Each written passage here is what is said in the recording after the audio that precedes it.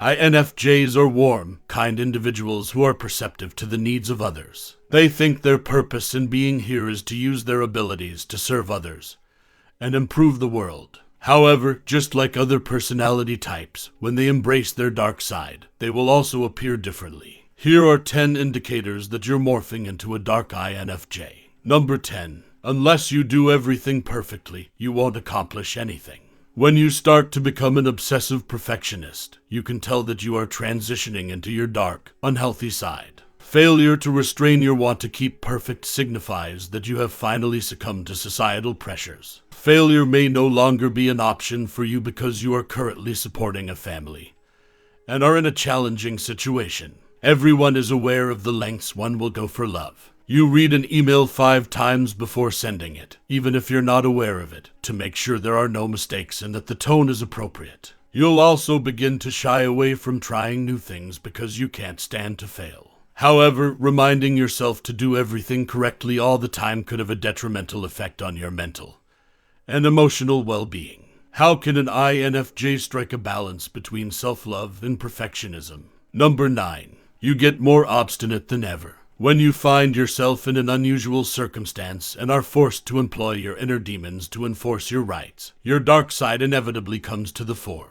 Being an INFJ has the unfortunate characteristic that you have to be angry before people realize you are seriously upset. To get the respect of others, you first need to be obstinate. People will underestimate your determination until you finally surprise them with your deeds, since they can't get you while you're polite and gentle. Therefore, no matter what your loved ones may think or feel, when you set your mind to something, you pursue it. Eventually, if it doesn't go against your core morals, you'll come around to it. From this point on, nobody can force them to act in a certain way, play it safe, or follow the crowd. INFJs don't follow trends, they set them. Number 8. You'll begin to have high expectations for yourself. Although you want to pretend that you don't have high expectations, they have always existed. However, because you can't put others under pressure or make them worry about pleasing you, your compassion for them prevents you from putting them into practice. However, they push others to an absurdly high level when there is a pressing deadline,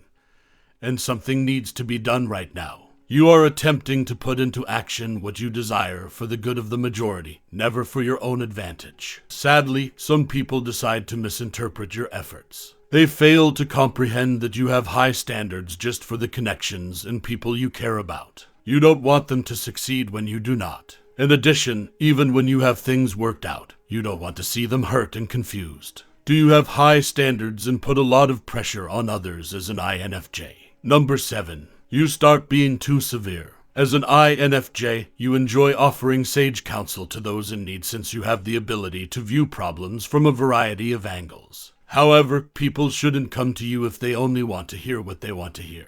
They'll only have their egos damaged, and they'll accuse you of insulting them afterward. When necessary, your dark side shows. You begin expressing brutally frank opinions about people and circumstances in order to aid others in understanding their motivations and developing self-awareness. Sadly, when you attempt to do so, they lash out, block, and degrade you. They are transferring their negative traits onto you in this way. Even when you are dark and the British side comes from a good place, people still choose to misinterpret. They think you are too judgmental, harsh, and direct. You don't mean to be harsh, but you won't regret being sincere in your concern for other people either. Number 6. After holding your feelings in, you blow. When you suppress your feelings rather than expressing them in a healthy way, it's another indication that you're beginning to turn toward your dark side. You are able to adjust to other people's demands and enjoy providing them with comfort. However, you also have your own issues, so taking on other people's bad feelings may only be a burden.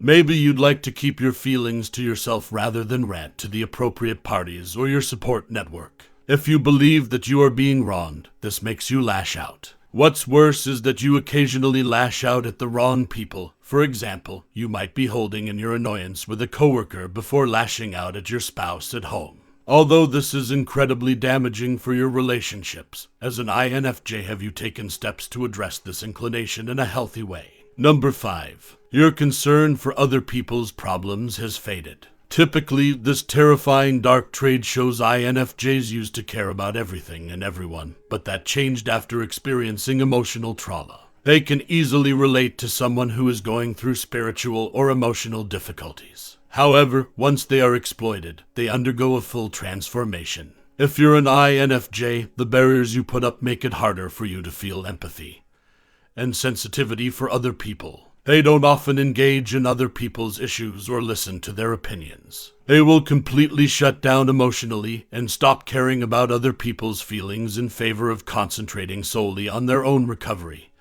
and health. Being unavailable to others is part of the INFJ's effort to make up for lost time and find affection for themselves. Number 4. Your mood darkens. If you are a true INFJ, you are aware of when to act appropriately. But occasionally, you're influenced by how you're feeling right now. On the outside, you frequently come off as kind and composed, but on the inside, you're a bundle of strong feelings. These powerful feelings frequently surface as you transition into your darkness. You are aware that not every argument requires you to take the higher moral ground. You are aware that maintaining your surroundings' tranquility and taking the high road are not requirements. Being unreasonable and stew-blowing is acceptable at times. You owe anyone an explanation for why you are a flawed human being, not even your loved ones. Being dramatic and releasing your inner demons can occasionally be a kind of self-care. Even if people see your shadows to be your true hues, you need not accept their judgment. You are free to be cranky and judgmental of people who take advantage of your goodwill, just like everyone else. Do those around you who are INFJs likewise refer to your inner demons as your actual colors? Number 3. Your needs come before those of others. There's no shame in becoming your shadows, despite the fact that this is the contrary of how you often treat people. The ability to satisfy other people's demands does not exclude abandoning them in order to satisfy your own.